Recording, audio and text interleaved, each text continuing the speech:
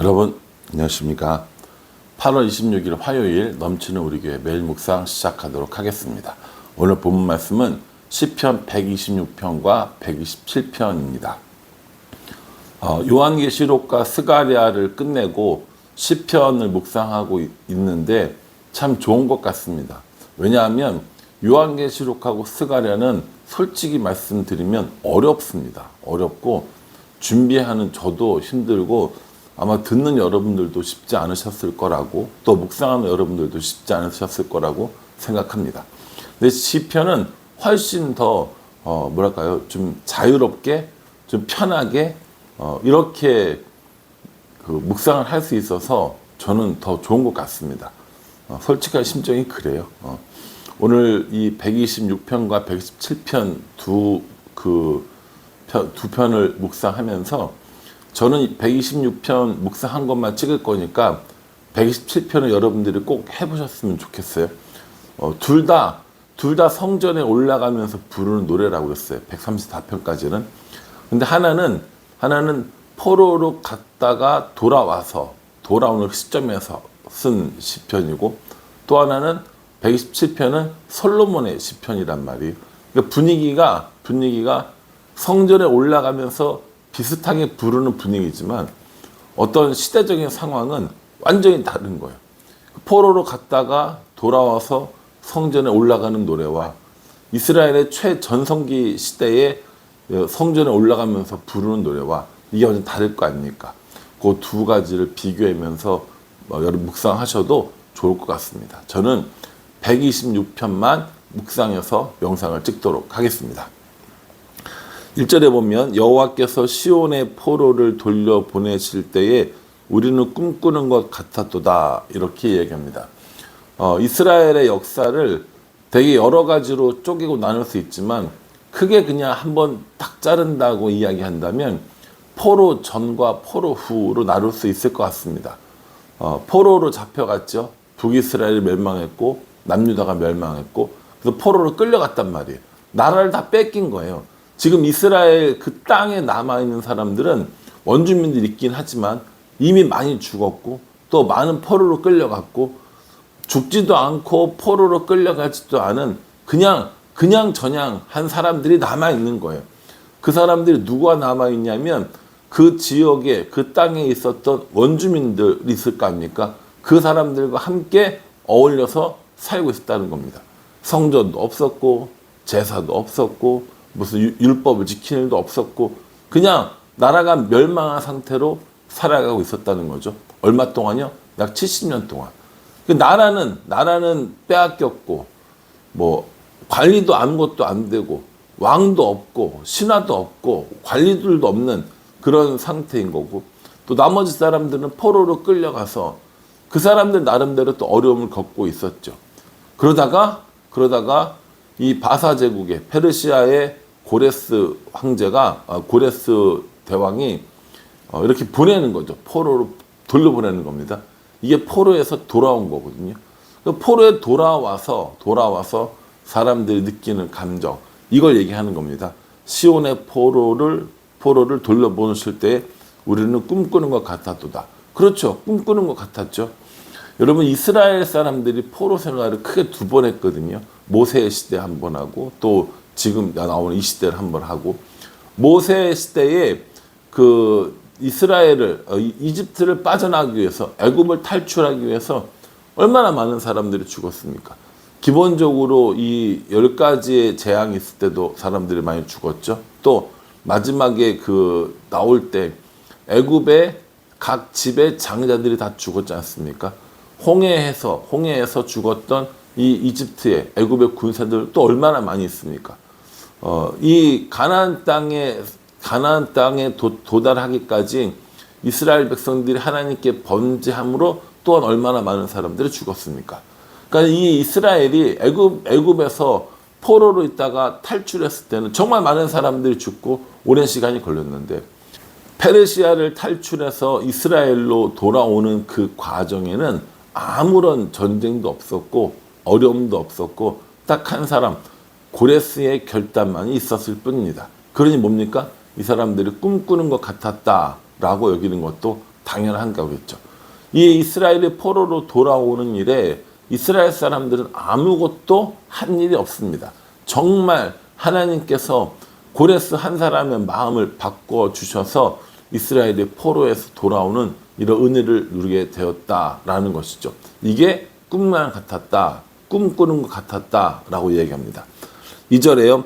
그때 우리 입에는 웃음이 가득하고 우리 혀에는 찬양이 찼었도다. 그때 문나라 가운데서 말하기를 여호와께서 그들을 위하여 큰 일을 행하셨다 하였도다 라고 이렇게 말씀하십니다. 어떻대요? 웃음이 가득하답니다. 혀에는 찬양이 찼다고 이야기합니다. 저는 여러분들의 삶과 여러분들의 가정에 웃음이 가득 차고 찬양이 가득 차는 그런 은혜가 있기를 주님의 이름으로 축복합니다. 이런 건 아멘 하셔도 괜찮아요. 혼자 영상 보시더라도. 얼마나 좋아요, 여러분. 우리가 그런 얘기 자주 하거든요. 아유, 웃을 일이 없어. 세상에 왜 그런지 몰라. 라는 얘기 하는데 오늘 이 시인은 포로에서 돌아오는 그 일들을 보면서 웃음이 가득 찼고 찬양이 가득했다라고 이야기합니다. 그리고 사람들이 뭐라고 했냐면 하나님이 그들을 위하여, 이스라엘 사람들이죠. 하나님이 그들을 위하여 큰 일을 행하셨다라고 이렇게 고백한다라는 겁니다. 여러분들이 당한 일들, 여러분들이 마주 닥친 그 위기들이 하나님의 힘으로, 하나님의 은혜로 변화돼서 주위 사람들이 다 아는 거예요. 하나님께서 정말 저 사람에게 큰 일을 행해 주셨네 라고 이렇게 고백을 하게 된다라는 겁니다. 얼마나 좋은 일입니까? 웃음이 가득 차요, 찬양이 가득 차요, 주위의 사람들이 하나님의 이름을 높이면서 하나님께서 큰 일을 행하셔서 너희가 이렇게 복을 받았다 라고 이렇게 고백한다라는 겁니다. 사랑하는 성도 여러분, 어려운 일을 당하고 계십니까? 힘든 일을 당하고 계십니까? 오늘 이 말씀이 여러분들에게 은혜가 되고 위로가 되길 바랍니다. 웃음이 가득하고 찬양이 가득하고 하나님의 큰 일이 이루어지는 것을 보는 것, 이것이 우리에게 정말 큰 축복이고 은혜가 된다라는 겁니다. 그 모든 어려움들 가운데도 여전히 하나님께서 우리를 위해 일하고 계실 겁니다. 이스라엘을 포로에서 돌리셨듯이 우리의 어려움 가운데, 고통 가운데 하나님께서 분명히 일하실 겁니다. 그러니 여러분 조금 더 힘내시고요. 조금 더 파이팅 하시고 조금 더 하나님께 매달려서 부르짖는 우리 모두가 되기를 간절한 마음으로 기도하겠습니다. 5절에 보면 눈물을 흘리며 씨를 뿌리는 자는 기쁨으로 거두리로다 라고 이렇게 말씀하십니다. 되게 유명한 말씀이죠. 눈물을 흘리며 씨를 뿌리는 자는 기쁨으로 거두리로다 라는 말씀입니다. 그래서 우리가 이걸 어떻게 주로 많이 이야기하냐면 지금 힘들지만 열심히 참고 공부하면 좋은 성적표를 받아볼 수 있어. 이런 거 얘기 많이 합니다. 신입사원들이 회사에서 여러 가지 일들 때문에 힘들어서 고생하지만 너희도 언젠가 승진도 하고 월급도 많이 받을 날이 올 거야 라고 이렇게 이야기합니다. 굳이 따지자면 그렇게 이야기할 수도 있겠죠. 눈물 흘린다는 것은 어려움들을 이야기하는 거니까. 근데 오늘 이 시편의 앞에 전체 내용을 보면서 우리가 해석해 볼 수 있는 건 눈물을 흘린다는 건 뭘 말하는 거냐면 기도를 말합니다. 눈물을 흘리는 건 기도를 말하는 거예요. 그리고 기쁨으로 거두리로다 라고 하는 것은 뭡니까? 기도 응답이 기쁨이 될 것이다 라는 것이죠. 여러분이 포로로 잡혀갔던 이스라엘 사람들이 하나님께 얼마나 많이 부르짖었겠습니까? 하나님 우리를 돌려보내달라고, 하나님 우리가 다시 고향으로 가게 해달라고, 우리가 하나님을 섬기는 일에 부족함이 없도록 해달라고 얼마나 많이 기도를 했겠냐는 거죠. 그 눈물의 기도, 그 눈물을 뿌리면서 심었던 기도가 결국 열매 맺게 되어져서 뭐가 됐다는 거예요? 기쁨이 됐다는 겁니다. 6절도 똑같이 얘기합니다. 울며 씨를 뿌리러 나가는 자는 반드시 기쁨으로 그 곡식단을 가지고 돌아오리로다. 예, 힘들고 어려운 일을 참고 견디면 반드시 좋은 일이 있을 것이다. 우리나라 옛날에 한자성어로 치면 고진감래, 고생 끝에 낙이 온다 등등등 얼마든지 얘기할 수 있습니다. 잘못된 해석이라고 생각하지는 않아요. 그런데 앞에 우리가 묵상했던 1절부터 4절까지 내용을 본다면 이것 또한 이 시인이 눈물로 기도의 씨앗을 심었고 하나님께서 그것을 이루어 주셨음을 우리에게 알려주고 계시는 겁니다. 열심히 공부하면 좋은 씨앗을 얻을 거야, 좋은 열매 맺을 거야, 이거 틀린 말 아니라니까요. 그런데 열심히 공부하는 일, 그리고 그로 인해서 결과가 좋게 나오는 것과 우리가 기도해서 하나님께서 이루어졌다라고 하는 건 좀 받아들이는 입장이 다르지 않아요? 내가 열심히 공부했어, 내가 최선을 다했어 라고 이야기할 수 있지만, 기도는 내가 심으면 응답은 반드시 하나님께서 하셔야 되는 겁니다. 지성이면 감천이다? 아니요. 성경은 우리에게 지성이면 감천이다라고 이야기를 해준 적이 한 번도 없습니다. 지성이면 감천이다 라고 하는 건 오히려 우상을 섬기는 사람들에게 해당되는 일일지 모르지만, 오늘 성경은 우리에게 지성이면 감천이다가 아니라 눈물로 씨앗을, 기도의 씨앗을 뿌렸을 때 하나님께서 응답해 주실 것이다, 기쁨으로, 이렇게 이야기하고 있다는 거예요. 이건 분명히 다른 겁니다. 내가 지성을 다하면, 내가 정성을 다하면 내가 하나님께서 이걸 들어주시겠지, 이게 아니라니까요. 나는 기도로 눈물을 심어두는 거예요. 이게 자라고 열매 맺게 하는 일들은 하나님이 하시는 거라고요. 내가 열심히 하면 신이 들어주실 거야. 내가 불공을 1000번 하고 108번을 절하고 하면 신이 들어주실 거야. 이건 나의 노력에 의해서, 나의 노력에 대응하는 신인 거예요. 그런데 하나님은요, 내가 눈물로 심어요. 그러면 자라게 하시는 분은 하나님이시라고요. 이게 차이가 있어요, 여러분. 이게 제가 혹시 설명을 잘 못하는 부분인지도 모르겠는데 차이가 있다니까요. 지성이면 감천 아니에요, 여러분. 하나님 앞에 지성을 다해서, 정성을 다해서 뭔가 얻어보려고 한다면 그건 우리가 하나님을 이방의 우상들과 똑같이 취급하는 겁니다.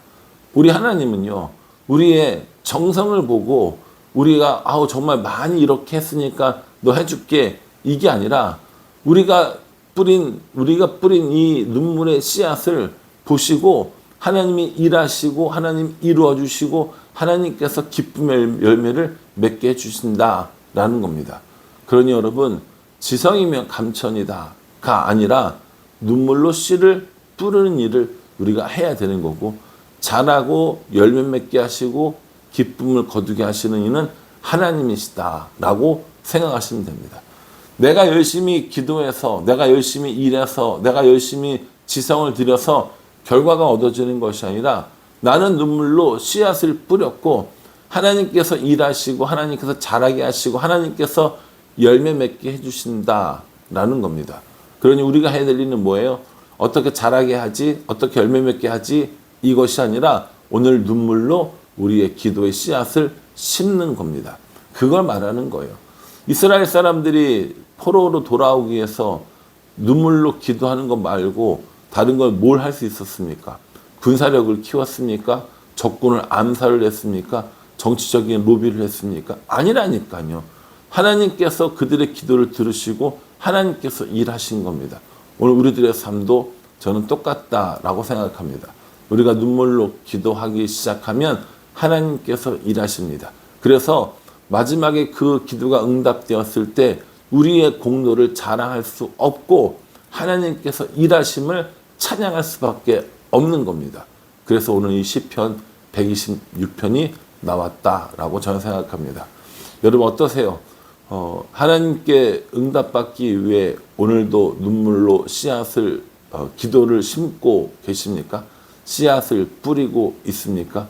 우리의 기도로부터 하나님께서 일하신다라고 말씀해 주십니다. 그러니 여러분, 낭망하고 좌절하고 근심하기보다는 그 시간에 기도하는 게 훨씬 더 빠른 해결책입니다. 그 시간에 하나님께 부르짖는 게 하나님께서 일하시는 가장 좋은 시간이 되기 때문이라는 거죠. 바라기는 저 여러분 모두 이 말씀을 묵상하면서 눈물로 씨를 뿌려서 기쁨으로 단을 거두는 사람, 하나님의 큰 일을 보는 사람, 우리 입에는 웃음이 또 마음에는 찬양들이 가득하는 우리들의 삶이 되기를 주님의 이름으로 축복합니다. 기도하겠습니다. 하나님, 입에는 웃음이 가득하고 혀에는 찬양이 가득한 우리들의 삶을 기도합니다. 하나님의 큰 일을 보면서 살아가는 우리들의 모습을 또 기대합니다. 눈물을 흘리며 씨를 뿌리며 나아갈 때 하나님의 일하심을 바라보며 하나님의 응답하심을 찬양하는 우리가 될 수 있도록 은혜 베풀어 주시옵소서. 예수님의 이름으로 기도합니다. 아멘. 예, 저 여러분 삶 가운데 하나님이 주시는 기쁨이 가득하고 넘치기를 간절한 마음으로 기도하겠습니다.